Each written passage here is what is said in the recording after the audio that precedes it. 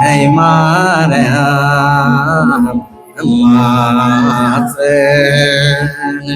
እማጽንሻለሁ አንቺ ነሽ ጉልበቴ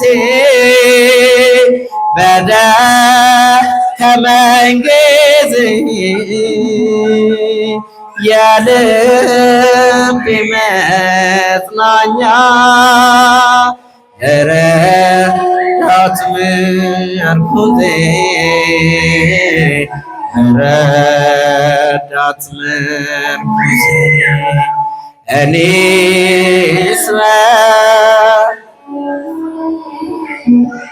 ደካማ ሆኛለሁ እኔስ በምግባሬ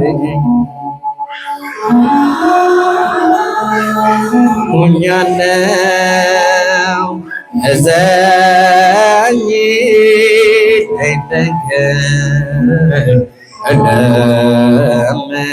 እለምንሻለሁ እዘኝልኝ። በስመ አብ ወወልድ ወመንፈስ ቅዱስ አሐዱ አምላክ አሜን። እግዚአብሔርሰ ንጉሥ ውእቱ እምቅድመ ዓለም ወገብረ መድኃኒተ በማእከለ ምድር አንተ አጽናዕካ ለባሕር ባሕልከ ወአንተ ሰበርከ ርእሰ ከይሲ በውስተ ማይ ወአንተ ቀጥቀጥከ አርእስቲሁ ለከይሲ ወወሀብኮሙ ሲሳዮሙ ለሕዝበ ኢትዮጵያ። አይንተ እግዚአብሔር ካህናት፣ ለአቃነ ምስጢር ዲያቆናት፣ በዚህ ስፍራ ሕዝቡን በወንጌል የምታስተምሩ ወንጌላውያን እንደየማዕረጋችሁ አባቶች፣ እናቶች፣ ወንድሞች፣ እህቶች፣ ሕፃናት፣ ዘማሪያን በልዑል እግዚአብሔር ስም እንደምን አመሻችሁ? እንደምን አመሻችሁ? አሜን። ያያሉ የልዑል እግዚአብሔር ስሙ የተመሰገነ ይሁንልን። የእመቤታችን የቅድስት ድንግል ማርያም ምልጃዋ በረከቷ በሁላችን ላይ ይደር። የቅዱሳን የሰማዕታት የጻድቃን በረከት ረድኤት በሁላችን ላይ ይደር። በዛሬው ዕለት የምናስባቸው የጻድቁ አቡነ አረጋዊ በረከታቸው ረድኤታቸው በእኛ ላይ ይደር። አሜን በሉ። እነዚህን ሁሉ የሰጠን ማን ነው? እግዚአብሔር ነው። በመጽሐፋችን ላይ እግዚአብሔርሰ ንጉሥ ውእቱ እምቅድመ ዓለም ወገብረ መድኃኒተ በማእከለ ምድር ተብሎ በቅዱስ ዳዊት ተነግሯል። ይህ ማለት እግዚአብሔር ከዓለም በፊት ንጉሥ ነው ማለት ነው። እግዚአብሔር ከዓለም በፊት ምንድን ነው? ንጉሥ ነው። ይሄም ብሎ መጽሐፉ ይለፍ እንጂ ምን ማለት ነው ያላችሁ እንደሆነ እግዚአብሔር ከዓለም በፊት ንጉሥ ነው። ዓለምን በሚመግብበትም ሰዓት ንጉሥ ነው። ዓለምን ካሳለፈም በኋላ ሰማይንና ምድርን ጠቅልሎ ስለሚያሳልፍ ሰማይንንም ምድርንም ካሳለፈም በኋላ እርሱ ምንድን ነው? ንጉሥ ነው። ባለበት የሚኖር እግዚአብሔር ብቻ ነው። ስለዚህ ቅዱስ ዳዊት ምን አለ? እግዚአብሔር ከዓለም በፊት ንጉሥ ነው፣ ዓለምን በሚያስተዳድርበትም ዘመን ንጉሥ ነው። ዓለምን ካሳለፈም በኋላ እርሱ እግዚአብሔር ንጉሥ ነው። መድኃኒትን በምድር መካከል አደረገ አለ። መድኃኒትን በምድር መካከል አደረገ ካለ በኋላ የእባብን ራስ በውሆች መካከል ሰበረ፣ ጥርሱንም አረገፈው። ይህን ሁሉ ከተናገረ በኋላ ምን ይላል? እግዚአብሔር ለኢትዮጵያውያን ምግባቸውን ሰጣቸው ይላል። ለኢትዮጵያውያን ምናቸው? ምግባቸውን ሰጣቸው ይላል። አሁን አላውቅም። ድሮ ግን ረሃብ ተብሎ ሲመጣ ኤግዛምፕል የሚያደርጉት ኢትዮጵያ ብለው ያስቀምጣሉ። እነዚህ ነጮቹ ረሃብ ብለው ሲያስቀምጡ የኢትዮጵያን ሕዝብ ረሃብተኛ ብለው ለማስቀመጥ ኢትዮጵያን እንደ ምሳሌ ያስቀምጣሉ። እነሱ ይሄን ያስቀምጡ እንጂ መጽሐፍ ግን የሚናገረው ለኢትዮጵያ ሕዝብ ምግቡን ማን ይሰጣል? እግዚአብሔር ይሰጣል። ዋናው ጥያቄ ግን የኢትዮጵያ ሕዝብ ምግብ ምንድነው የሚል ነው። ምንድነው የኢትዮጵያ ሕዝብ? ጤፍ ነው። በጣም ብዙ ጤፍ ስላላችሁ ጤፍ ብላችሁ እንዳታስቡ። አሁን እንደውም ጤፍ ውድ ነው። የኢትዮጵያውያን ምግብ የእግዚአብሔር ቃል። ወንድሞቼና አባቶቼ በየሳምንቱ መታችሁ ባታስቀድሱ፣ በየቀኑ ወንጌል ባትሰሙ፣ ስትታመሙ ጸበል ባትጠመቁ፣ ሲጨንቃችሁ የንስሐ አባቶቻችሁን ባታማክሩ፣ ግራ ሲገባችሁ ወደ ቤተ ክርስቲያን ባትመጡ፣ በእብድ ቁጥር ከዓለም አንደኛ እንወጣ ነበር። እግዚአብሔር ስለወደደን ስናዝን የምታጽናናን ቤተ ክርስቲያን፣ ስንቸገር ከችግራችን የምታላቅ ቤተ ክርስቲያን፣ ሲጨንቀን ከጭንቀታችን ነፃ የሚያወጡ አባቶችን በምድር ላይ መድኃኒት አድርጎ ቤተ ክርስቲያንን ተከለ። መድኃኒት ኢየሱስ ክርስቶስ ነው። የምናገኘው በቤተ ክርስቲያን ነው። የቤተ ክርስቲያን ራስ ክርስቶስ ስለሆነ ስለዚህ የሚያድን እርሱ ብቻ ነው። ወንድሞቼና አባቶቼ እዚህ ውስጥ ያላችሁ ወጣቶች በደንብ ስሙን። እግዚአብሔር ከዓለም በፊት ንጉሥ ነው፣ ለዘላለም እሱ ንጉሥ ነው። የማይቀየር በቦታው ለዘላለም የሚኖር ምድርን የሚያሳልፍ ሰማይንን የሚያሳልፍ አዲሷን መንግስት የሰራ ሰውን ለዘላለም የሚያኖር የሚሾመው የሌለበት ሁሉን እየሾመ ደስ የማያሰኘውን እየሻረ የሚኖር አምላክ፣ የማይለወጥ አምላክ፣ ባለጸጎች ስለሆናችሁ የማያቀርብ፣ ድሆች ስለሆናችሁ የማያርቅ፣ ባለስልጣናት ስለሆናችሁ የማይፈራ፣ ተራ ሕዝብ ስለሆነ ደግሞ የማይንቅ እሱ እግዚአብሔር ብቻ ነው። እዚህ ጉባኤ ውስጥ ያላችሁ ሰዎች ዛሬ ባለጸጎች፣ ነገ ድሆች፣ ዛሬ ጤነኞች፣ ነገ በሽተኞች፣ ዛሬ መዓዛችሁ በጣም የሚስብ፣ ነገ ሽታችሁ የሚገፈትር ሰው በመሆናችሁ ብቻ ሁሉ ነገር ይፈራረቅብናል። ሰው ስለሆነን ባለበት ስፍራ የሚኖር እርሱ ማን ብቻ ነው? እግዚአብሔር ብቻ ነው። ስለዚህ ነው እግዚአብሔር ከዓለም በፊት ንጉሥ ነው ብሎ ያስቀመጠው። እስከ ዘላለምም እርሱ ንጉሥ ነው። እሱን ልንሰማ ነው እዚህ ስፍራ የምንመጣው። ጉባኤ ሲዘጋጅ ስጋችን ደስ ብሎት ሲበላ እንደሚወፍር፣ ሲጠጣ እንደሚሰክር፣ እንደሚደሰት፣ ሲለብስ ደስ እንደሚሰኝ ነፍሳችን ይህንን የእግዚአብሔርን ቃል ትጠማለች፣ ትራባለች። ይህን ለመስጠት ወደ ቤተ ክርስቲያን እንመጣለን። ልክ የእግዚአብሔርን ቃል ስንሰማ ሰላም ይሰማናል። ወንድሞቼ ይህን ሰላም እንዳናጣ እግዚአብሔር ይርዳን። የዛሬው ትምህርታችን ርዕስ ከኔ ጋር እኔ የምለውን በሉ፣ ከኔ ጋር በሉ፣ ከኔ ጋር የማያከማች ይበትናል። እስቲ በሉ ከኔ ጋር እንደገና፣ ከኔ ጋር የማያከማች ይበትናል። በማቴዎስ ወንጌል ምዕራፍ 12 ቁጥር 30 ጀምሮ አንብቡ፣ ታገኙታላችሁ። እናንተ ግን ከቁጥር 1 ጀምራችሁ አንብቡ። እዚያ ላይ ቀጥታ ይህን ቃል የተናገረው ጌታችን መድኃኒታችን ኢየሱስ ክርስቶስ ነው። ከኔ ጋር የማያከማች ሰው ይበትናል። ምን እንደሚያከማች እናያለን አብረን። ግን መጽሐፉን ስናነበው ክርስቶስ ከቅድስት ድንግል ማርያም ከሰማይ ሰማያት ወርዶ ከድንግል ማርያም ሳይወለድ በፊት ሰው በጨለማ ይኖር ነበረ። በዚህ ዓለም ላይ የሚኖር ሰው በሙሉ በስጋው ሳይደላው በነፍሱ ሰይጣን ወቅቶት ነፍሱን አስጨንቆ ይኖር ነበር። አንዳንድ መተርጉማን ሲጽፉ እንዲህ ብለዋል። ክርስቶስ ከመወለዱ በፊት ፀሐዩን በሰማይ ያለችው ፀሐይ እንኳ ብርሃኗን ስትሰጥ ሙሉ ብርሃን አትሰጥም ነበር።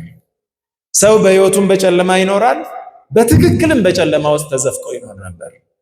ፍቅር የለም፣ ደም ያፈሳል፣ እርስ በራሱ አይዋደድም። ምክንያቱም የእግዚአብሔር ፍቅር በሕዝቡ መካከል ስለሌለ እግዚአብሔር ከሰው ጋራ ተቆራርጦ የነበረበት 5500 ዘመን በዚያን ጊዜ እነ ሙሴ አሉ፣ እነ አብርሃም አሉ፣ እነ ኤልያስ አሉ፣ እነ ኤልሳ አሉ፣ በጣም በርካታ ነቢያቶች አሉ። እነሱም እንኳ እያሉ ግን ራሳቸውን ማዳን አልቻሉም። ሲሞቱ የሚሄዱት ወደ ሲኦል ነው። ሁሉም ሰው የሚሄደው ወደ ሲኦል ነው። ሲሞት ነፍሱ የምትገባው ወደ ሲኦል ነው። ስለዚህ ሲኦል ሲገቡ የእግዚአብሔር ጥበቃ በሲኦል ውስጥ እነሱን ይጠብቅ ነበር እንጂ ወደ ገነት የሚገባ አንድም ሰው አልነበረም። ስለዚህ ክርስቶስ መምጣቱ በጣም አስፈላጊ ነበር። ታዲያ እሱ ከመምጣቱ በፊት በሙሉ ሰው በጭንቅ ተሞልቶ ስለነበረ ብዙ ሰው ያለቅስ ነበረ። በነፍስ በሽተኛ ነው፣ በስጋም በሽተኛ ነው። ይሄ ሁላችሁ ወጣቶች ስለ መጻጉዕ ባለፈው ተምረናል። መጻጉዕ የታመመው ስንት ዓመት ነው? 38 ዓመት ማለት ምን ማለት መሰላችሁ? በሌላ ቋንቋ ኢየሱስ ክርስቶስ ሳይወለድ በሽተኛ ነበር ማለት ነው። ክርስቶስ ከድንግል ማርያም ሳይወለድ በሽተኛ ሆኖ በዚያች ከተማ ይተኛ የነበረ ሰው። እንግዲህ አስቡ፣ በዚያች ከተማ እንደናንተ በጣም ብዙ ሰው አለ። መጻጉዕን የማያውቅ ሰው የለም። መጻጉዕ የተኛበትን ስፍራ ስታዩ ምናልባት እስራኤል የሄዳችሁ ሰዎች በር ላይ ነው እንደዚህ የተኛው። ሰው ሁሉ በሚመላለስበት 5ኛ መተኛ አለች፣ እዛ ላይ የተኛው ይታያል ማለት ነው። ሰው በሙሉ እሱን ያያል። እሱ እዛ ተኝቶ የተወለዱ ልጆች ነበሩ። አድገው 10 ዓመት እስኪሞላቸው ድረስ እሱ እዛው ተኝቷል። የተወለዱ ልጆች አድገው 15 ዓመት እስኪሞሉ ድረስ መጻጉዕ እዛው ተኝቷል። የተወለዱ ልጆች 20 ዓመት እስኪሞሉ ድረስ እዚያው ተኝቷል። 25 ዓመት እስኪሞሉ ድረስ እዚያው ተኝቷል። 30 ዓመትም እስኪሞሉ ድረስ እሱ እዛው ተኝቷል። ምን ያህል ህዝቡ ጨካኝ እንደሆነ እዩ። የዚያች ከተማ ድፍን ህዝብ መጻጉዕን ያውቀዋል። ግን አንድም ሰው በአንድ ዓመት እንኳ እባካችሁ እስከ ዛሬ እኛ በዚህ ጠበል እየተጠመቅን ነው፣ ዘመዶቻችን እየዳኑ ናቸው፣ 30 ዓመት ሞልቶናል። ስለዚህ እስቲ የዘንድሮን ዓመት ተባብረን መጻጉዕን ወደዚህ እንወርውረው ያለ አንድ ሰው የለም። ከዚህ በላይ ጭካኔ ያለ? እየሰማችሁኝ ነው? ከዚህ በላይ ከእውነት ለመናገር ጭካኔ የለም። እንዲህ አድርጎ የተሰቃየ ሰው ነው መጻጉዕ ማለት። ከሱ የባሱ ደግሞ ሴቶች ሲወልዱ ድቡልቡል ልጅ ይወልዳሉ። አይን የሌለው፣ እጅ የሌለው፣ እግር የሌለው በጣም በስቃይ የተወጉ ህፃናት አሉ እዚያ ቦታ ላይ። የሚያድናቸው የለም። ባለ መድኃኒቶች ግን እዚያቸው ከተማ ነበሩ። መድኃኒት ሸጠው የሚተዳደሩ ብዙ ባለ መድኃኒቶች ነበሩ። ግን በገንዘብ ካልሆነ በስተቀር በነፃ መድኃኒት የሚሰጥ ሰው አንድም ሰው አልነበረም። አሁን በምድር ላይ እንዳሉት ሆስፒታሎች ማለት ነው። የእናንተ መዳንና አለመዳን ዶክተሩንም ባለ ሆስፒታሎቹንም ጉዳይ አይሰጣቸውም። የነሱ ጉዳይ ምንድነው ያላቸው እንደሆነ ገንዘብ መሰብሰብ ነው። እናንተ ገንዘብ ሳትከፍሉ ካርድ ሳታወጡ ጭንቅ መጥቶ እዚያ በራፍ ላይ ብትወድቁ አንድ ሰው ዞር ብላችሁ በቃ ካከምነው በኋላ ገንዘብ እንቀበላለን የሚል አንድም ሰው አታገኙ። ስለዚህ ገና ትራንስፈር እስካልተደረገ ድረስ አትገቡ። ገንዘብ ገና ትራንስፈር እስኪደረግ ብዙ ሰው ይሞታል፣ ያልቃል። ደግሞ ይሄ በዜና ብዙን አይተናል። አያችሁ፣ መድኃኒት እያላቸው መድኃኒት አይሰጡም። ያው እውነተኛ ማዳኑን የማይታወቅ መድኃኒት በምድር ላይ ያለው መድኃኒት ክርስቶስ በሚመጣበት ዘመን ሰው ሁሉ እያለቀሰ እያነባ፣ በተለይ ድሃው እንባውን እያጎረፈ ተስፋ ይጠብቃል። ባለጸጎች ግን ሄደው ገንዘባቸውን እየሰጡ ይታከማሉ። ወንድሞቼና አባቶቼ እነሱ ገንዘብ ይስጡ እንጂ መዳን ግን ፈጽሞ መዳን በዚያን ዘመን አልነበረም። ግን በጣም ብዙ ባለመድኃኒቶች ከተማ ውስጥ ነበሩ። ቅጠል እየበጠሱ የሚያበሉ፣ ቅጠል እየጨመቁ የሚያጠጡ፣ ደግሞም በብብት ስር የሚያስሩላቸው ብዙ ባለመድኃኒቶች ነበሩ። እናውቅላቸዋለን የሚሉ ስለ ህዝቡ ግን ስለ ህዝቡ መዳን የማይጨነቁ ነበሩ። ገንዘብ የሌለው ሰው መታከም አይችልም። በዚህ ሰዓት ነው እንግዲህ ክርስቶስ ብቅ ያለው።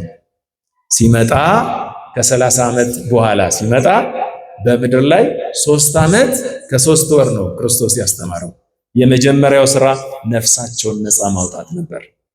ሰው በነፍስ ታሞ ስለነበረ፣ ኃጢአተኞች ስለነበሩ፣ ሰይጣን ነፍሶቻቸውን ወግቶ ስለነበረ የክርስቶስ የመጀመሪያው ስራ ወንጌል እየሰበከ የእግዚአብሔር መንግስት ቀርባለች ንስሐ ግቡ እያለ እየሰበከ ሰዎችን ከኃጢአት ነፃ ማውጣት ነበር። ግን ሰዎች በነፍስ ነፃ ይውጡ እንጂ በስጋ ተይዘው ነበር። ስለዚህ ክርስቶስ እነሱን እፍ እያለ ማዳን፣ እየፈወሰ እየዳሰሰ ማዳን፣ እንትፍ እያለ ማዳን ጀመረ በነፃ። ባለጸጎች ናቸው ብሎ ብር አይቀበልም። ድሆች ናቸው ብሎ ሂዱ አይልም። ባለስልጣናት ናቸው ብሎ ነው አይልም። ተራ ህዝብ ነው ብሎ አይገፈትርም። ለሁሉ እኩል ደረሰ። ይሄውላችሁ ክርስቶስን ሲከተሉ የነበሩት የሰዎች ብዛት ይልና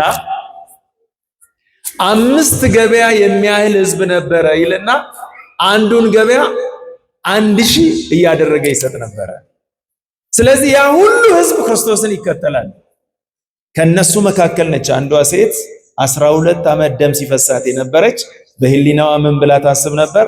ክርስቶስ መናገር አይደለም እንዲዳስሰኝም አይደለም፣ እኔ ግን ሄጄ ልብሱን ጫፉን ብቻ በህዝብ መካከል ተሽሎክልኬ ነካ ባረግ እድናለሁ በቃ ብላያም ታምን የነበረው።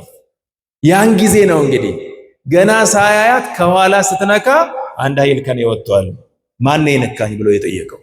ሐዋርያት ሳቁና ይሄ ሁሉ ህዝብ ካንተ ጋር እየተጋፋ እንዴት ማነካኝ ትላለህ? የሞኝ ጥያቄ ይመስላል ነገሩ። እንዴት ማነካኝ ትላለህ? ይሄ ሁሉ ሰው እየገፋ እየተጋፋ የእነማን? አንድ ኃይል ከኔ ወጥቷል አለ። ምን ኃይል ከተባለ የሚፈውስ የማን ኃይል? የእግዚአብሔር ኃይል። ወንድሞቼ ያ ኃይል ከሱ ሲወጣ ደሟ ቀጣለ ነው የሚለው። ከዚያ ዞር ብሎ አያትና እምነትሽ አድኖሻል አላት። ከዚያ በፊት እንዲህ አድርጎ ያዳነ አንድም ሰው በምድር ላይ አልነበረም። ስለዚህ ህዝቡ በሙሉ አሁን ደስ አለው። ለምን? በነፃ የሚያድን አካል መጣ። ገንዘብ የማይቀበል ዘር የማይቆጥር አንድ አካል የሚያድን ክርስቶስ የሚባል ኢየሱስ ክርስቶስ መጣ። ከተማቸው ውስጥ ሲገባ ደስ አለው ህዝቡ ሁሉ እልል አሉ። እሱ በሚሄድበት መስመር በሙሉ እየሄዱ ከሱ ጋራ ትምህርቱን እየሰሙ እሱ የሚያበረክተውን እንጀራ እየበሉ እንደገና የሚሰጠውን ፈውስ እየተቀበሉ መዳን ጀመሩ። ያን ጊዜ ህዝቡ ሁሉ ደስ ሲለው ባለመድኃኒቶች ከፋቸው ይላል። እነማን ከፋቸው? ባለመድኃኒቶች። መድኃኒትን የሚሸጡ ጸሐፍትና ፈሪሳውያን እየተበተቡ ሰውን ያሰሩ። ያን ጊዜ ስለ ስልጣናቸው የሚቆጫቸው ሰዎች በጣም አዘኑ፣ ተከፉ። ምክንያቱም ገቢያቸው ስለቀነሰ እነሱ በገንዘብ ለማዳን አሰፍስፈዋል። በነፃ የሚያድን ክርስቶስ መጣ። ስለዚህ ህዝቡ ሁሉ ደስ አለው። ወንድሞቼና አባቶቼ በዚህ ዓለም ላይ ያሉ ፖለቲከኞች እንደዚህ ናቸው። የድሃው ደም ይፈሳል፣ እነሱ ስልጣናቸው እስካልተነካ ድረስ ጥቂት እንኳ አይቆጫቸው። ሰው በረሃብ ይቃጠላል፣ እነሱ ሆዳቸው እስካልጎደለ ድረስ ጥቂት እንኳ ለህዝቡ አያዝኑ። ለምን ያላቸው እንደሆነ ስለ ራሳቸው ብቻ የሚያስቡ ናቸው። ክርስቶስ ሲመጣ ስለ ራሱ ሳይሆን ስለ ሌላው የሚያስብ ሆነ። ሲያያቸው እንዳውም ህዝቡ ርቦታል፣ እንጀራ ስጧቸው፣ ህዝቡ ርቦታል አብሏቸው እያለ ያዝንላቸው ነበር ነው የሚለው። እግዚአብሔር እንዲያዝንልን ቅዱስ ፈቃድ ይሁንልን። እግዚአብሔር ሲያዝን ነው ነፃ የሚያወጣ። ሰው ቢያዝንላችሁ ከንፈር ብቻ ነው የሚመጥላችሁ። እሱ የላይ የላዩን ብቻ። የታመሙትን ሰዎች ሊጠይቁ የሚሄዱ ሰዎች ወደ ቤት ከገቡ በኋላ ቤተሰቡን ያጽናናሉ። አይዞ ይድናል ይላሉ።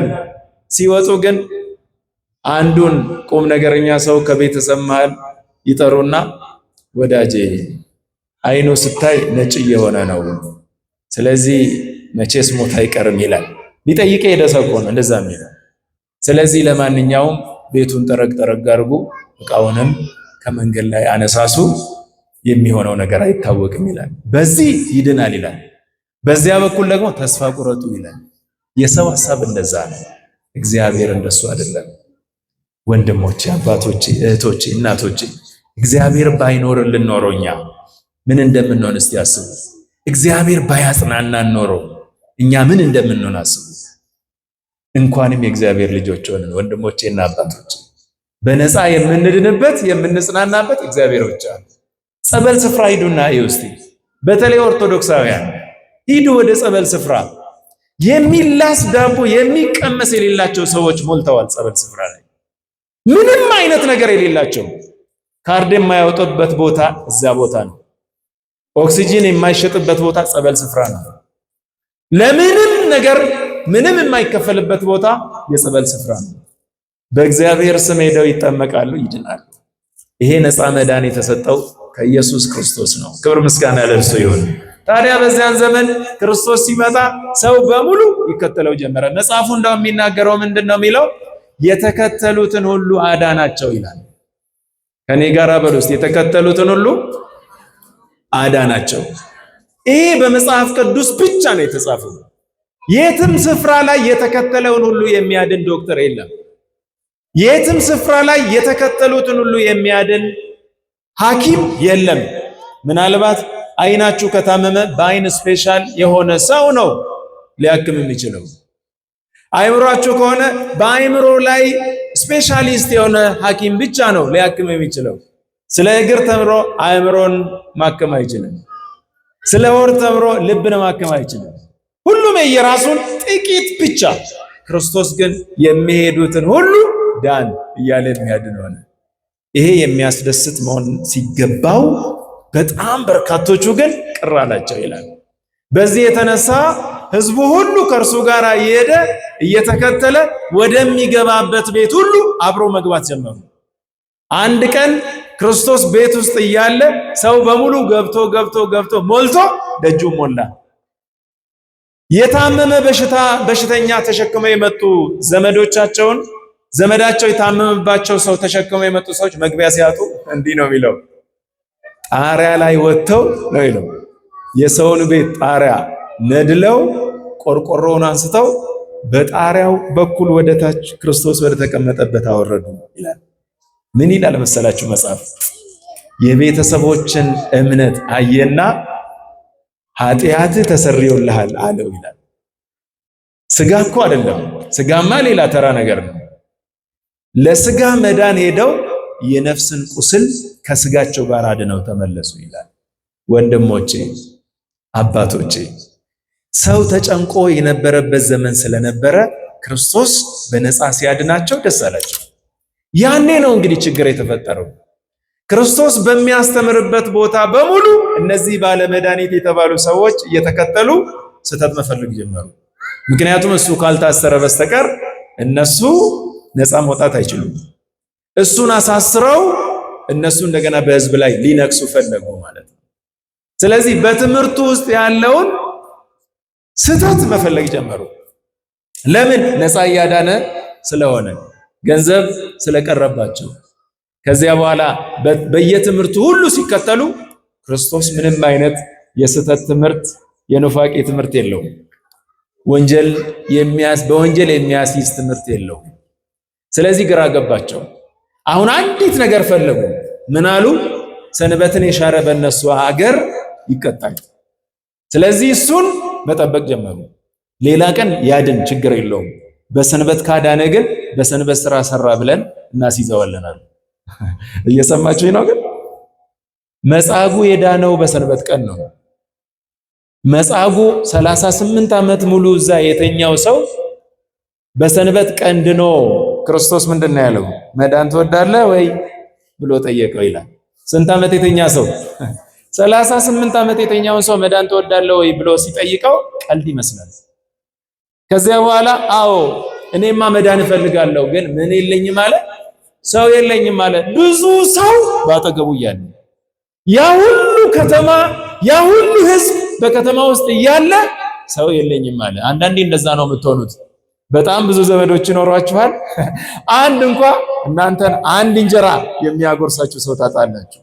በጣም ብዙ በርካታ እንደ ሀብታም የሆኑ ዘመዶች ይኖሯችኋል። ጫማችሁን የሚቀርይላችሁ አንድ ሰው ታጣላችሁ። በጣም ብዙ ጓደኞች ይኖሯችኋል። ግን አንድ እንኳን ስለእናንተ ተጨንቆ ችግራችሁን የሚሰማ ሰው አንድ ታጣላችሁ። በጣም ብዙ ሰው አካባቢያችሁ አለ። አንድ ምስጢር የሚጋራችሁ ሰው ታጣላችሁ። ስለዚህ በዚህ የተነሳ ብዙ ሰው መርዝ ጠጥቶ ይሞታል፣ ራሱን ሰቅሎ ራሱን ይገላል። ምንድነው ሲባል ሰለቸኝ ይላል። ሰው እኮ አብሮ አለ፣ የሚያድነው ሰው የለም። መጻጉዕ የሆነው ያን ጊዜ እንደዛ ነው። አሁንም ያላችሁ አሁንም በምድር ላይ ያለን ሰዎች ብዙዎቻችን እንደዚያ ነን። በጣም ብዙ በርካታ ዘመዶቻችን እያሉ ዘመዶቻቸው ሌሊቱን ሙሉ ውስኪ ይራጫሉ፣ እነሱ የሚጠጡት አይኖራቸው። ዘመዶቻቸው ሌሊቱን ሙሉ ሲሰክሩ ያድራሉ፣ እነሱ ግን የሚበሉት ፍርፋሪ እንጀራ እንኳን ያገኙ። አንዳንድ ጊዜ በምድር ላይ ያሉ ሰዎች እንደዛ ናቸው። አሁንም የምናየው ወንድሞቼ አባቶቼ እንደዚያ ነው። ስለዚህ ክርስቶስ በዚያ ዘመን ነው እንግዲህ ብቅ ያለው። ሰው የለኝም ያለውን ሰው እንዲህ ቀና ብሎ ሲያይ ተኝቶ መጽሐፍ የሚናገረው ክርስቶስን እንዲህ ብሎ ሲያየው ወጣት ነው። ስለዚህ ምን ብሎ በውስጥ አሰበ? ይህ ሰውዬ ገና ወጣት ነው፣ በአንድ እጅ ወስዶ ይጨምረኛል ወደ ጸበሉ ብሎ አሰበ። አሁንም ደግሞ ሌላ አሰበ። በጣም ብዙ ሰው ስለሚከተለው ስለሚወደው ሰው አንድ ሁለት ወጣት ያዝልኝና እባክህ አድነኝ ስለው ወጣቶችን ያዝልኛል፣ ጨምሩት ሲባል ወጣቶቹ ይጨምሩኛል ብሎ አሰበ። በፍጹም ተነስ የሚባለውን ነገር አያስብም። ጨለማ ይሆናል አንዳንዴ።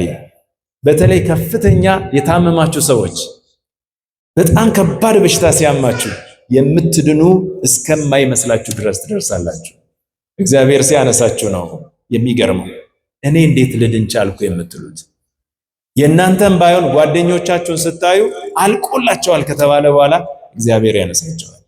አሁን በጣም ከባዱ በሽታ ተብሎ የሚነገረው አሁን ካንሰር ነው። በጣም ብዙ ሰው ጸበል ጠጥቶ ይድናል። ጸበል ጠጥቶ ይድናል።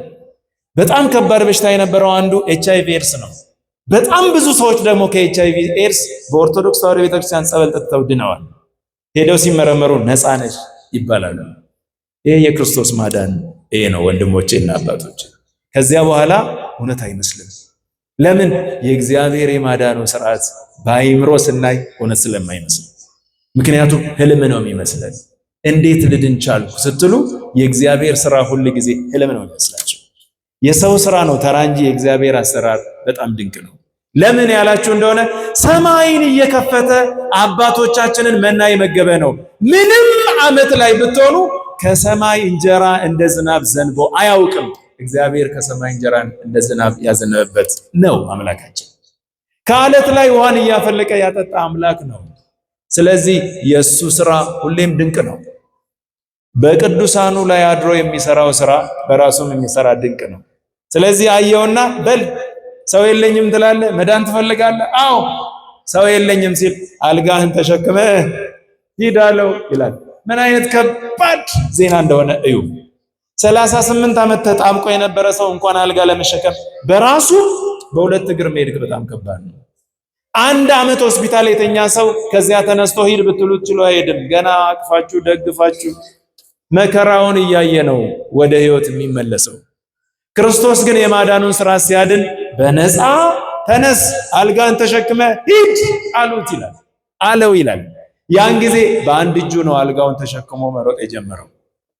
ህዝቡ አየው። እነዚያ ባለመድኃኒቶች አዩት። ቀኑ ሰንበት ስለሆነ ምን አሉ? አንተ አሉት። ማን ነው አልጋን ተሸክመ ሂድ ያለ አሉት። ማን ነው ያዳነ አላሉት። እየሰማችሁኝ ነው? መሆን የነበረበት ማን ነው ያዳነ?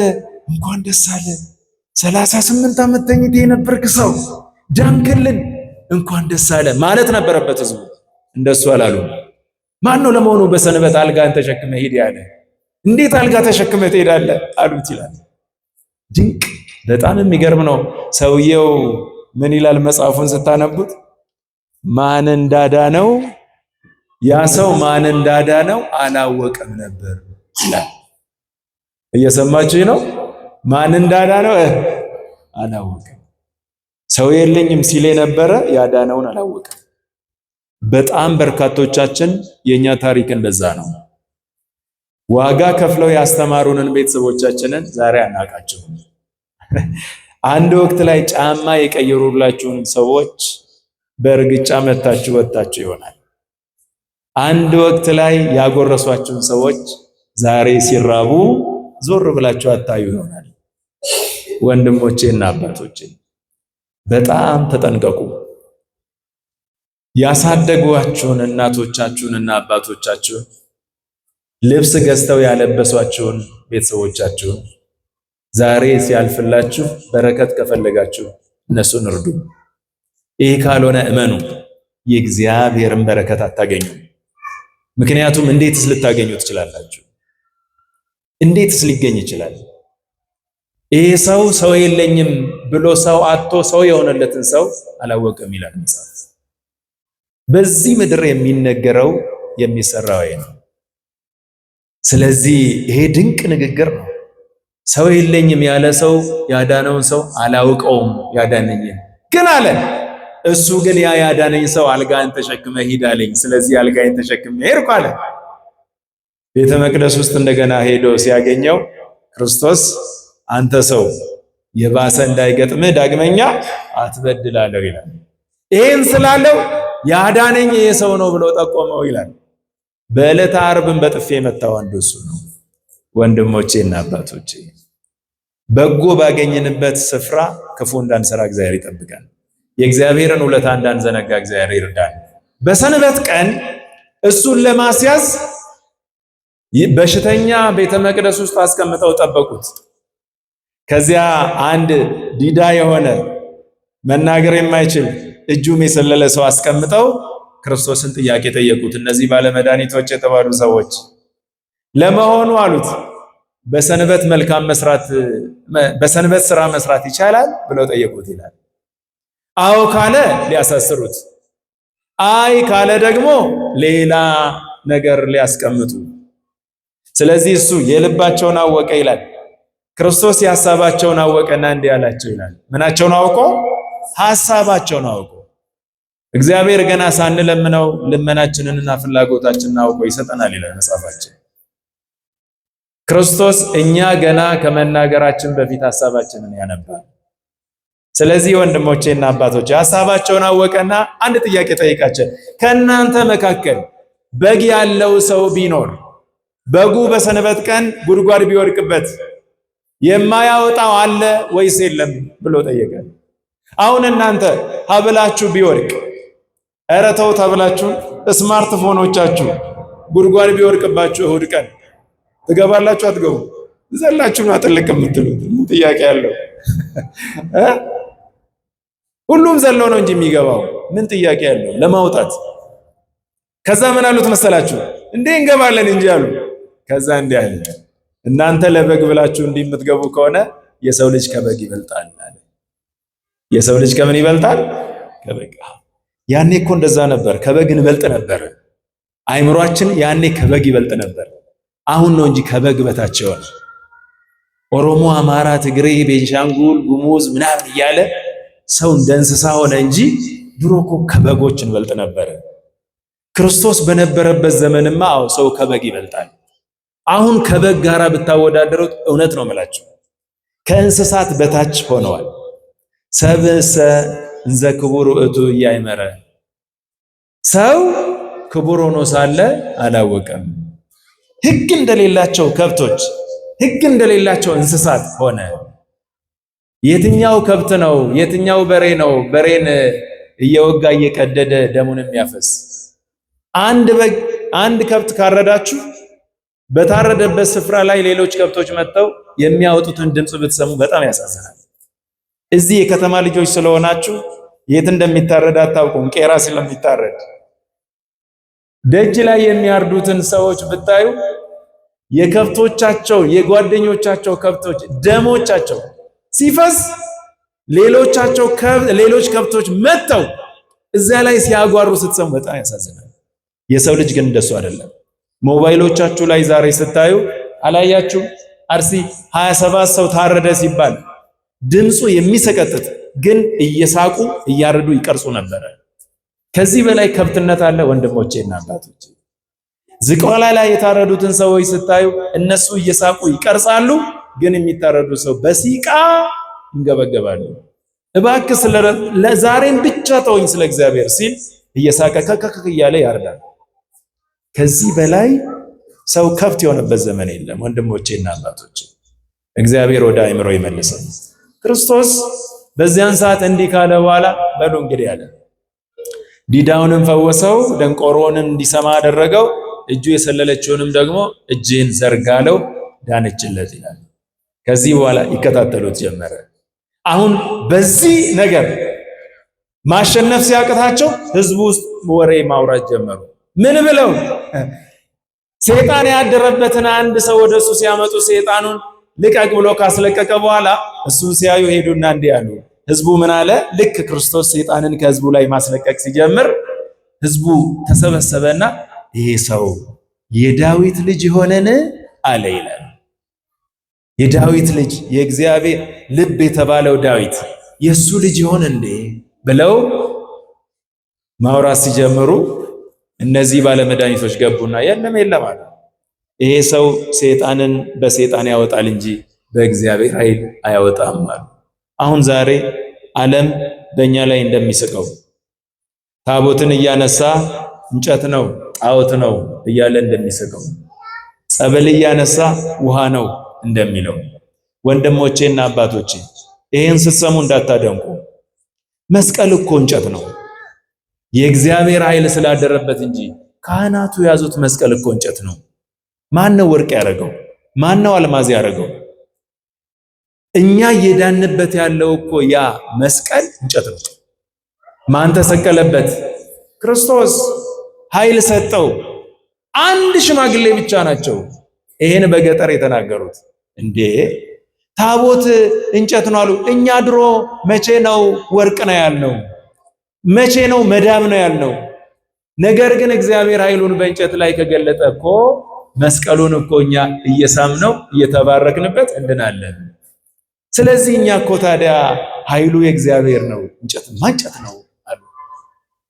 ዛሬም ይሄን ነው ዓለም የሚስቀው ማለት ነው። ይሄው የኦርቶዶክሳውያን አምላክ እዩ ይላል። በጣም ይገርማል። ክርስቶስን ያሉት ሰዎች ያኔ ግን ምንድነው ያሉት? ሰይጣን በሰይጣን ሰይጣንን ያወጣል ነው ያሉት። ታዲያ ክርስቶስን እንዲህ ካለ ዛሬ ያለነውንማ እንዴት ከዚህ በላይ የፈጠራቸውን ክርስቶስን እኮ በሰይጣን ሰይጣንን ያወጣል ነው ያሉት። ክርስቶስ ግን እንዲህ አለ፣ እንግዲያውስ አለ እኔ በሰይጣን ሰይጣንን ማወጣ ከሆነ አለ የሰይጣን መንግስት እርስ በርሱ ተከፋፈለ ማለት ነው። ስለዚህ እርስ በርሷ የምትከፋፈል መንግስት ምን ትሆናለች? ትጠፋለች ማለት ነው። እንግዲያውስ አለ እኔ ሰይጣንን በሰይጣን የማወጣ ከሆነ ልጆቻችሁ ምስክር ይሆኑባቸዋል።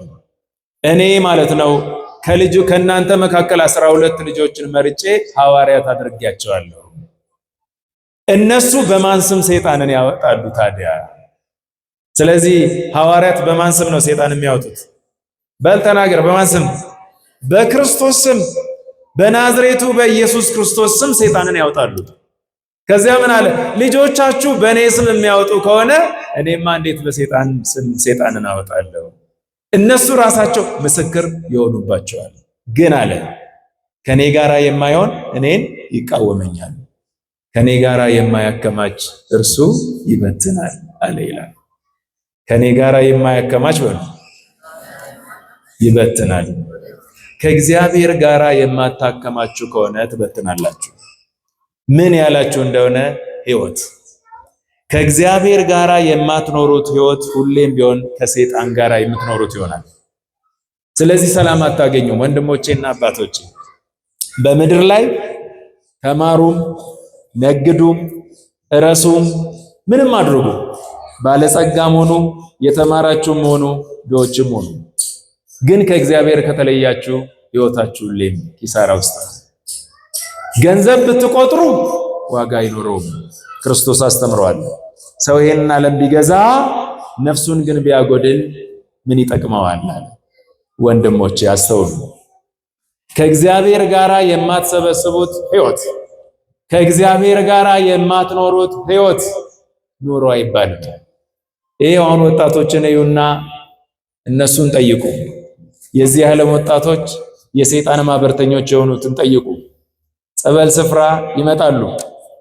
እንዴት ነው የሰይጣን ማህበር አባል የሆንከው ስትሉት በጣም ብዙ ሺህ ብር ባንዴ ይገባላል ተባልኩ። ገብቶላል? አዎ ብሩማ ገብቶልኛል። እናስ ብሩ ከገባ በኋላ ግን ህይወቴ ተበላሸ ይላል። ምንድነው የሚታየኝ? የሚታየኝ ዘንዶ ነው፣ የሚታየኝ እባብ ነው፣ የሚታየኝ ደም ነው።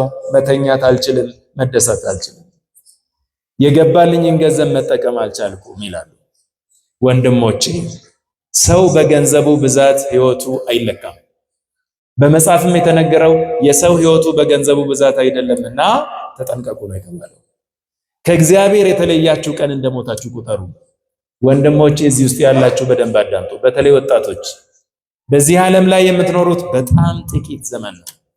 ወይ 60 ነው፣ ወይ 70 ነው፣ ወይ 80 ነው። እሷንም የምትኖሩት በጣም በጭንቅ ነው። የምትኖሩት በመከራ ነው። በተለይ 40 ዘመን የሞላችሁ ሰዎች ከዚህ በኋላ ሞት አፍንጫችሁ ስር ገብቷል፣ ብብታችሁ ስር ተኝቷል። ስለዚህ በምድር ላይ ከእግዚአብሔር ተለይታችሁ የምትኖሩት ኑሮ እመኑ ሕይወታችሁን በጉስቁልና የሚመራ ነው። ስለዚህ አጭበርብራችሁ ለማግኘት የምትሮጡ ከሆነ ትበትናላችሁ። ከኔ ጋራ የማያከማች ምን ያደርጋል? ይበትናል አለ ክርስቶስ። ሱቅ እየነገዳችሁ ከምትነግዱበት ንግድ ላይ በሚዛን የምትሰርቁ ከሆነ እመኑ የእግዚአብሔር በረከት ከእናንተ ይለያል። በጣም ብዙ ሞኝ ሰዎች ሲያከማችሁ ታገኛላችሁ። በከተማችሁ ውስጥ ሂዱና እዩ። ሰው ይራባል፣ መጋዘን ተዘግቶበት በጣም ብዙ እህል ተደብቆ ቁጭ ብሏል። ይሄን ገንዘብ ያከማቻሉ፣ ግን አይበሉም፣ ይበትናሉ። ከእግዚአብሔር ጋራ የማታከማቹት ገንዘብ ይበተናል። ከእግዚአብሔር ጋራ የማትኖሩት ሕይወት የተረገመ ሕይወት ይሆናል። ከእግዚአብሔር ጋራ የማታሳድጉት ሕፃን የተረገመ ይሆናል። ምንም ጥያቄ የለውም። ከእግዚአብሔር ጋራ የማትኖሩት ሕይወት፣ ከእግዚአብሔር ጋራ የማትመሩት ቤተሰብ አይሆንም፣ ሲበላላ ይኖራል። ስለዚህ ክርስቶስ የተናገረው ከኔ ጋራ የማያከማች ይበትናል አለ። በዚህ ስፍራ ያላችሁ ወጣቶች፣ እናቶች፣ አባቶች በደንብ ስሙ። በየቦታው ቁጭ ብላችሁ የምትሰሙ ስሙ። ያከማቻችሁት ነገር ከእግዚአብሔር ውጪ ከሆነ ትበትናላችሁ። ሕይወታችሁ ከእግዚአብሔር ውጪ ከሆነ ይበትናል። በዚህ ዓለም ላይ ያሉት ሰዎች ደግሞ ለማከማቸት ሰው ገለውም ቢሆን ያከማቻሉ። ገለውም ቢሆን አጥፍተውም ቢሆን ያከማቻሉ። ሂዱና እዩ በሐዋርያት ሥራ ምዕራፍ 16 ላይ የሐዋርያት ሥራ ምዕራፍ 16 ላይ ስለ አንዲት ምስኪን ሴት ታያላችሁ። ዛሬ ቅዱስ ጳውሎስ ቅዱስ ጴጥሮስ አብረው ለማስተማር በሚሄዱበት ሰዓት አንዲት ሴት እየተከተለች እንዲህ ትላቸዋለች ሕዝቡን፣ እነ ጳውሎስ እነ ቅዱስ ጳውሎስ የሚነግሯችሁ ነገር የሕይወት መንገድ ነውና የእግዚአብሔርን መንገድ የሚያስተምሯችሁ ናቸውና ስሟቸው ትል ነበር ይላል።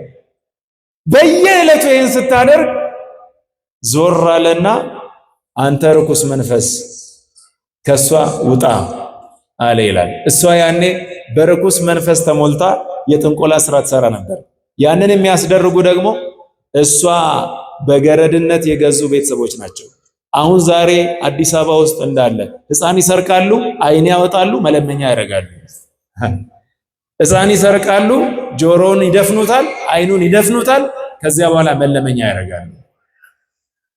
እንደዛ ነበር ያኔ የነበረችው። ያቺ ገረድ ይላታል መጽሐፉ። እሷን በገረድነት የያዙት ቤተሰቦቿ፣ ገዢዎቿ በየቀኑ በጥንቁልና ስራ ላይ አሰማርተዋት በጣም ብዙ ገንዘብ ታመጣላቸው ስለነበረ ስለሷ መዳን አይፈልጉም ነበር ይላል። በጣም እኮ ብዙ ሰራተኞቻችን መማር የሚችሉ አይምሯቸው የሚሰሩ በደንብ አይምሯቸው የሚሰራ ሰራተኞቻችን እንዳይማሩ መከራ ውስጥ ከተናቸው ለዘላለም ገረድ እንዲሆኑ የምናደርጋቸው በጣም ብዙ ሰዎች አለን። ወንድሞቼ ይሄ በረከትን አያመጣም። ይሄ ከእግዚአብሔር በረከትን አያስገኝም። ሴትየዋ ነፃ ስትወጣ ዳነች ይችላል መጽሐፍ። ዳነች በቃ ይላል። ዲያብሎስ ለቀቃት፣ ሰይጣን ለቀቃትና ደህና ሆነች ይላል። ወዲያውኑ እንዳዩ ቤተሰቦቿ መጡና እነ ቅዱስ ጳውሎስን አሰሯቸው ይላል። ለምን አዳናችሁ? ምክንያቱም ይላል መጽሐፉ በየቀኑ የሚያገኙት ገንዘብ ስለቀረባቸው ሄደው ከሰሱ። እሷ ትሙትም ትኑርም ጉዳያቸው አይደለም፣ ምን እስካገኙ ድረስ ገንዘብ እስካገኙ ድረስ። በዚህ ዓለም ትልቁ ወንጀል ይሄ ነው ወንድሞቼና አባቶቼ። እግዚአብሔር የሚጸየፈው ትልቁ ነገር ይሄ ነው። ስለዚህ በአደባባይ የጎተቷቸው ይዘው ወይን ይከተቷቸው ይላል። ስላዳኑ ማለት ነው። ክርስቶስም የታሰረው ስላዳነ ነው፣ ምንም አይደለም። ያሰሩት ስላዳነ ነው። ወንድሞቼና አባቶቼ እነሱን አስረው ወደ ወህኒ ሲከቱ ነው የሚለው። እንዲያውም እንዲህ አሉ፣ እየጎተቱ እየደበደቡ ጳውሎስን ደብድበው ከጨረሱ በኋላ የወህኒውን ሹም ጠሩና በል ወደ ጥልቁ ወስደ እሰራቸው፣ እግርና እጆቻቸውና እግሮቻቸውን በደም ጠፍራል። ከዚያ ይዘዋቸው ሄዱና በግንድ ላይ አጣብቆ አሰራቸው ይላል። በግንድ ላይ ያዳነውን ሰው ይቻልም እንደዚያ ነቻ። ቀማኛው ይሾምባታል፣ ደግሞ ደህናው ይታሰርባታል። ዓለም እንደዚህ ነው። እውነተኛው ሰው ይደበደባል፣ ሌባውና ውሸተኛው ይነግሳል። የዓለም ስራ እንደዚህ ነው። ያኔም በሐዋርያት ዘመን የተደረገ ይሄ ነው። እነ ጳውሎስን እዛ ጠፍረው ካሰሩ በኋላ ሰውየው በሩን ዘግቶ ተመልሶ ተኛ። የወህኒው ጠባቂ ማለት ነው። ሌሊት ላይ ከፍተኛ የመሬት መንቀጥቀጥ ተነሳ ይላል። የወህኒ ቤቱ ብርግድ አለ፣ ተከፈተ። በነ ጳውሎስ ላይ የነበረው እስራት በሙሉ ተፈታ ይላል። እየሰማችሁ ነው። በግፍ የሚታሰሩ ሰዎች እውነት ነው ብላችሁ እግዚአብሔር ከነሱ ጋር ስለሆነ ታስረው አይቀሩም። ከዛ እጃቸውም እግራቸውም ተፈታ። እነሱ ቁጭ ብለው እግዚአብሔርን በዝማሬ ያመሰግኑ ነበር ይላል። በምን ያመሰግኑ ነበር? አንተስ እሱን ተማራ። ሲጎልብህ እግዚአብሔርን አመስግን፣ ስትጠግብ እግዚአብሔርን አመስግን፣ ስታገኝ እግዚአብሔርን አመስግን። ማን ነው ከእናንተ መካከል እግዚአብሔርን የሚያመሰግን? ያለውም የለኝም ይላል፣ የጠገበውም ተርቤያለሁ ይላል፣ የሞላለትም ጎሎብኛል ይላል። እንዳያበድር ብድር እንዳይጠይቁት ሁሉም ሰው እግዚአብሔርን የሚያመሰግን የታደለ ካልሆነ በስተቀር በዚህ ዘመን አብዛኛው ሰው አማሮ ነው የሚኖረው። እኛ ስናመሰግን እግዚአብሔር ይሞላል። ወንድሞቼ እና አባቶቼ አመስጋኞች እንድንሆን እግዚአብሔር ይርዳል። ያን ጊዜ ያ የወህኒው ጠባቂ ከተኛበት ብድን ሲል ወህኒው ቤቱ በሩ ተከፍቷል። ወዲያውኑ ሰይፉን መዘዘና እነዚያ እስረኞች አመለጡኝ ማለት ነው ብሎ ራሱን ሊገል አሰበ ይላል። ጳውሎስ እንዲህ አለ፣ ተው እኛ አለን፣ ራስን እንዳትገድል፣ ክፉ ነገር እንዳትሰራ፣ እኛ አለን፣ አላመለጥንም አለው ይላል።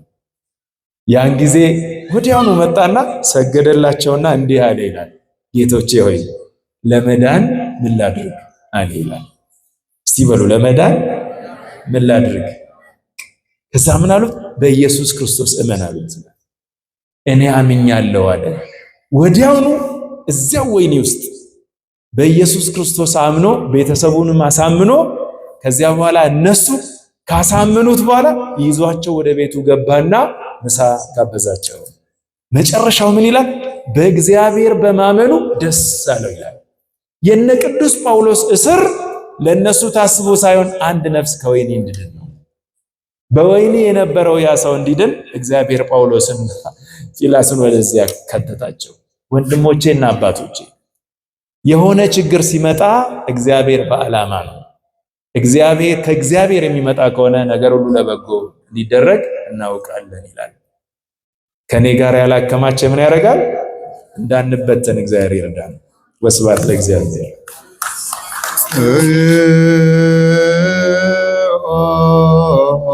ማረነ ክርስቶስ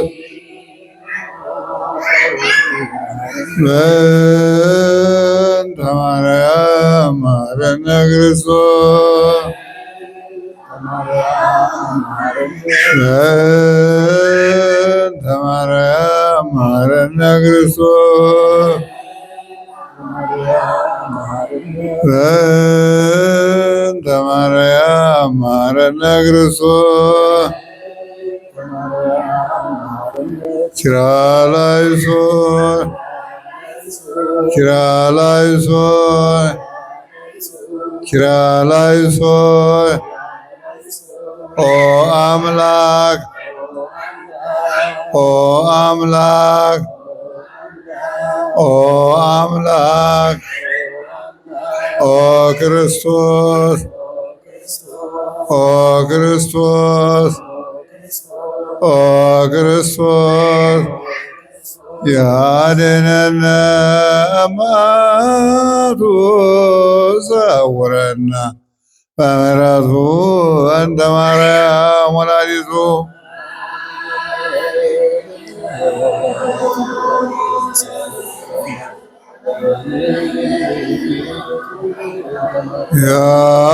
ያድነነ እማቱ ሰውረነ በምሕረቱ እንተ ማርያም ወላዲቱ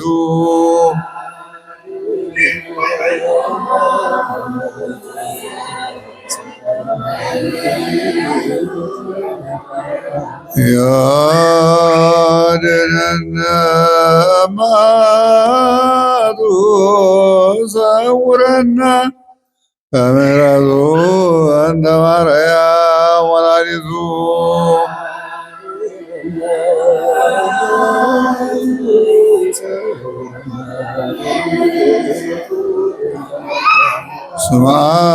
ስምዐነ አምላክነ ወመድኃኒነ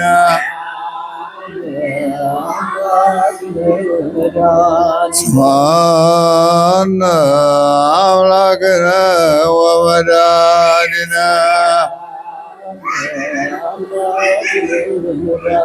ስምዐነ አምላክነ ወመድኃኒነ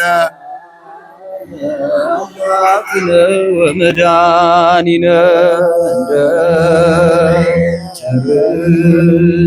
ቸርነት አቤቱ ማረን አቤቱ ማረን እንደ ምሕረትህ ይቅርታን ስጠን ይቅርታን ስጠን ከኃጢአቴ ማንጻን ከብዙ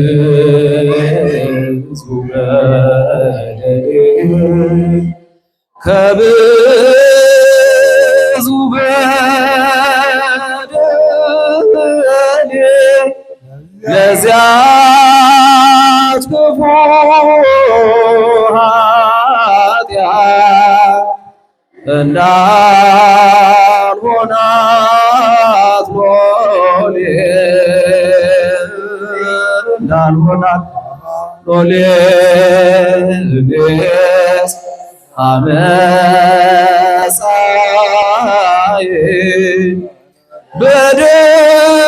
በደሌን ሳውቀው ጥፋቴን ሳውቀው ከቶ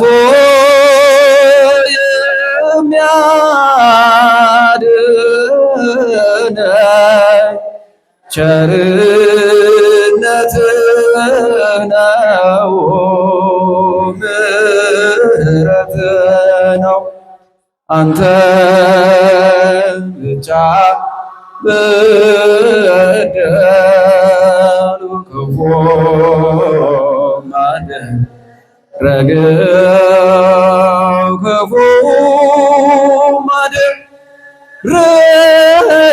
ማደረገው አሁን ይቅር በለን ከፊትህ ወደቅሁ ከፊትህ ወደቅሁ ከፊትህ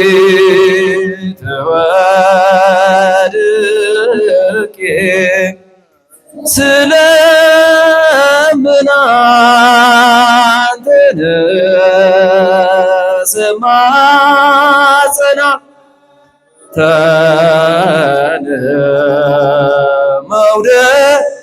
መውደቄን ተመልከት አምላክ ከብርሃነ አምላከ ሰላም አሁን ተባርክ ጉባኤያችንን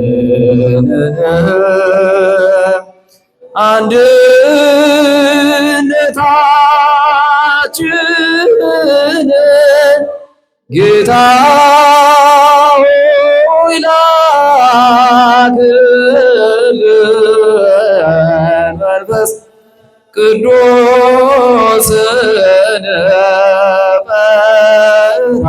ጰራቅሊጦስን አሁን ትጠብቅ ዘንድ ሀገራችንን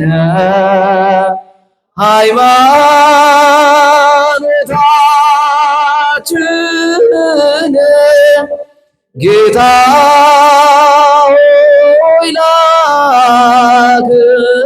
ላክልን ቅዱስ ሚካኤልን ቅዱስ ገብርኤልን ታሳርገን ዘንድ ጸሎታችንን ምህላችንን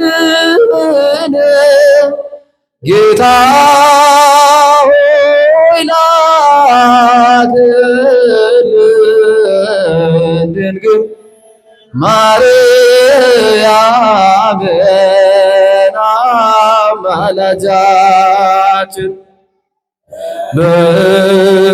በደሌ ሁሉ ይቅር በለኝ ኃጢአቴን ሁሉ